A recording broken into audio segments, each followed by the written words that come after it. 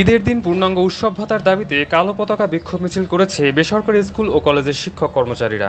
আজ বেলা 11টায় বাংলাদেশ শিক্ষক কর্মচারী সমিতি ফেডারেশনের উদ্যোগে এই বিক্ষোভ মিছিল বের করা হয়।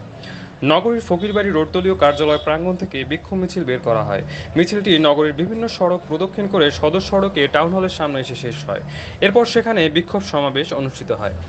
বক্তৃতা করেন সংগঠনের সভাপতি অধ্যক্ষ প্রণব কুমার ব্যাপারী, বাংলাদেশ কলেজ শিক্ষক সমিতির সভাপতি অধ্যাপক মহসিনুল ইসলাম হাবুল ও শিক্ষক সমিতি ফেডারেশনের সভাপতি রেজাউল করিম সহ অন্যান্যরা। বক্তারা অবিলম্বে তাদের দাবি মেনে নিতে সরকারের প্রতি আহ্বান জানান। অন্যথায় দেশব্যাপী বেসরকারি স্কুল ও কলেজের শিক্ষক কর্মচারীদের নিয়ে বৃহত্তর আন্দোলন গড়ে তোলার হুমকি দেন।